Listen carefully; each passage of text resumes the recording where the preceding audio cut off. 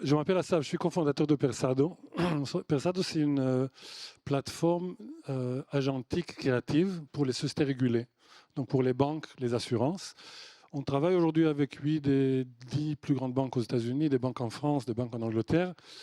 Et on a généré 2,5 milliards de dollars de valeur incrémentale pour nos clients les derniers 3 ans. Donc, c'est mis à l'échelle, mais on va parler comment et pourquoi. On parle beaucoup de l'IA, l'IA générique. L'IA générique, elle est magnifique, elle est très puissante, comme vous entendez. Moi, j'ai appris le français hier avec Claude. Et il y a quelques problèmes. L'accent, il y a des mots en anglais qui viennent se mettre en place. C'est bon, mais ce n'est pas parfait. Le marketing dans les banques, les assureurs, doivent être parfaits. On va parler d'un cas d'usage qui est le contenu et contenu marketing digital. Pourquoi contenu? En fait, on oublie parfois, mais en fait, le contenu, c'est l'expérience du client. Du point de vue du client, c'est tout ce qu'il voit. Il n'y a rien en amont de son point de vue. Il y a le contenu, il y a le parcours du contenu qui l'amène à faire une action qui est bonne pour lui et bonne pour la banque. Et aujourd'hui, en fait, ce qu'on voit, c'est que quand on met l'IA générique, donc pas spécialisée, pour essayer de créer du contenu, et on peut le faire très facilement. Aujourd'hui, c'est une commodité. On peut créer du contenu très facilement, mais ça ne change pas le workflow, le processus du tout. Pourquoi? Parce que ce contenu doit être performant, doit être conforme, doit s'ajuster par rapport au comportement client. Donc, si vous demandez Claude, qu'est-ce qu'il sait de comportement client, il n'en connaît rien, bien sûr. Il doit être connecté d'une certaine façon avec des algorithmes. Pourquoi c'est important? Parce qu'en fait, aujourd'hui, bon, ça change entre néobanques et banques traditionnelles. Le parcours de contenu, de l'idée à la création et la mise en place devant le client peut prendre des jours, des semaines. On a des banques aux États-Unis qui ont commencé par des mois. Et ça impacte énormément la compétitivité des banques. Et je vais vous dire pourquoi. En fait, si aujourd'hui la Banque centrale européenne va changer les intérêts, et les banques vont aller courir pour changer les communications clients et les campagnes clients, 2 semaines de retard d'amener cette campagne sur le marché vaut à peu près 20% du business de cette campagne, de moins. D'accord? Ça, on l'a vu dans plusieurs pays. Pourquoi? Aux États-Unis, ça s'appelle early switchers, ceux qui attendent des offres et qui vont changer plus rapidement, qui sont plus probables à faire un changement par rapport à l'offre. Et là, ça devient important, ça devient encore plus important quand il y a bien sûr la montée des néobanques en France. Le digital, en gros, il est 6 fois plus important aujourd'hui qu'il y a 5 ans déjà. Mais quand vous faites la compétition avec des néobanques, eux qui veulent passer d'un jour ou deux à quelques heures, on parle d'un grand avantage qui doit être pris par les entreprises. Donc, qu'est-ce qu'on peut faire? En fait, l'IA agentique peut régler ça. Elle peut régler 3 choses. Du point de vue marketing, elle peut créer des contenus qui sont performants. Elle peut créer des contenus finaux, donc l'HTML, les lettres, tout ce qui va avec, le mobile bien sûr. Mais aussi, elle peut négocier avec des agents de conformité pour essayer de balancer légal et conformité avec la performance. Aujourd'hui, ce qui se passe, si je vais juste en arrière une seconde, c'est le marketing crée du contenu. Le marketing veut faire la personnalisation, qui veut dire plusieurs contenus, plusieurs expériences. Il y a des va-et-vient qui me prennent du temps. La conformité ou le compliance disent non. Non quoi? On ne sait pas. Il y a GDPR, il y a européen, il y a français. Il faut changer. Ça prend du temps. Donc, on peut le faire aujourd'hui avec l'IA et je vais vous montrer comment. D'accord? Donc, on va faire une petite démo. On comprend ce que je dis, c'est vrai, l'accent acceptable, non? Ok, super. Donc, on va commencer. Et en fait, la première chose que le système va faire, c'est, on peut commencer par un brief, on peut commencer par un contenu existant. Il va prendre le brief et il va, si ça marche, oui, il va extraire toutes les données importantes du brief automatiquement. D'accord? Il va essayer de construire maintenant un contexte par rapport à cette communication pour créer des contenus, soit un contenu, soit plusieurs pour la personnalisation. La deuxième chose qui se passe, c'est qu'on va aller piocher dans toutes les images et les assets que la banque a pour, par rapport à ce contexte, essayer de les mettre en ordre de priorité pour qu'elles soient utilisées pour le contenu. Maintenant que c'est fait, on passe au cœur des capacités, qui est comprendre plus profondément le contexte. Et par rapport à ça, ce que je vais voir, c'est dans notre cas, une base de données de plus de 1 million de A/B tests avec des clients, avec des contenus, qui va dire quels concepts de langue et de contenu doivent être utilisés pour cette communication de façon automatique.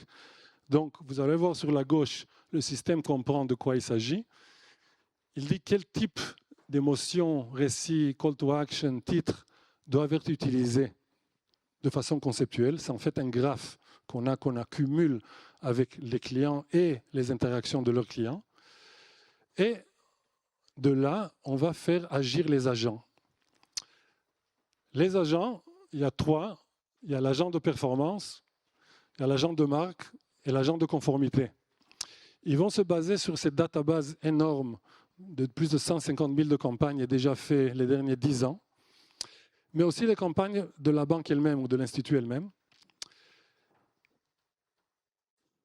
Et elle va créer du contenu. Maintenant, ce qui va se passer, c'est que les agents vont créer des dizaines ou des centaines de types de contenus et ils vont négocier entre eux quel contenu va faire surface pour les marketeurs. Donc en bas, on ne voit pas. En haut, on voit en fait les messages négociés qui sont conformes à 100%, performants. On va parler de cette performance, une prédiction de performance, et conforme à la marque. Donc, vous allez voir des points, ils vont agir. Il y aura certains qui étaient négociés, et là, il y a les scores de performance, de marque et de conformité. Le score de performance, en fait, de l'intelligence prédictive, ça vous dit à l'avance comment cette communication va, quel impact elle aura sur les clients quand elle sera exposée. Je vais vous montrer en valeur réelle dans une seconde. Donc, on a ça, et puis on passe à l'agent qui va construire le contenu.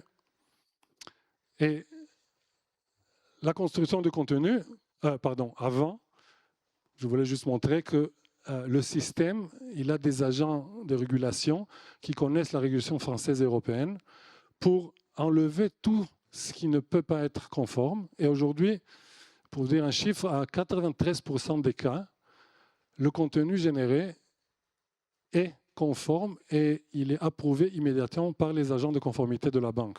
Donc il n'y a pas de va-et-vient. On crée le contenu, il passe avec le raisonnement pourquoi il est conforme et les agents de conformité légale disent OK à 93% des cas, ce qui est énorme quand on est à grande échelle. D'accord? On est cool là, j'ai le temps, on est bien. Ouais, je vais un peu trop vite même. Absorber ça, c'est magnifique. Et voilà, on crée l'asset final et il est là, il apparaît. Voilà. Mais ce qui est très important, c'est le chiffre 18%. En fait, par rapport à la prédiction, on va estimer l'impact de cette communication sur la prise d'un crédit ou de carte ou de compte de cette campagne, avant de l'exposer au client. Et là, quand on est bien et on est sûr, on peut la télécharger, on peut bien sûr l'intégrer à des systèmes d'engagement. Les systèmes d'engagement, ça peut être Adobe, Salesforce, le site mobile. Est très important et qui n'existe pas avec les systèmes, encore une fois, d'intelligence artificielle générative tels qu'ils sont, c'est le retour client. Quand la communication est exposée, on reçoit par ces systèmes, est-ce que le client a agi? Est-ce qu'il a cliqué? Est-ce qu'il a acheté? Même s'il n'a pas, c'est une information pour le modèle qui va être intégrée automatiquement pour pouvoir améliorer la prédiction pour la prochaine communication. Donc, qu'est-ce que ça donne tout ça en chiffres réels? OK, les banques aux États-Unis sont peut-être énormes, ça c'est une grande banque américaine. Et quand c'est mis à l'échelle, ça veut dire que toute communication marketing passe par ce système d'intelligence qui va dire comment on la rend performante, conforme et sur marque. Ça donne à peu près 200 millions de dollars par an de valeur incrémentale. Donc un impact mesuré. Comment c'est mesuré? Au début, c'est mesuré par rapport au fait que les clients, en France, en Angleterre, ils comparent le contenu, dans ce cas Persado, au contenu qu'il y avait en A/B test sur le marché. Et on voit en fait le taux de revenu de chaque approche de contenu. Et ça, c'est très simple de le faire, donc on le fait systématiquement. En France, pour vous donner une idée, ça c'est sur les crédits de consommation, ça donne à peu près 38% plus de souscriptions incrémentales. Donc un système qui peut être mis assez facilement en place, ça prend 3-4 semaines, pour déjà prendre en compte la base de données Persado et les capacités des agents, à créer du contenu, soit unique, soit pour la personnalisation, qui va passer sur le marché pour créer de la valeur presque à la première approche client. C'était pas mal? Asaf. Voilà. Vous pouvez l'applaudir.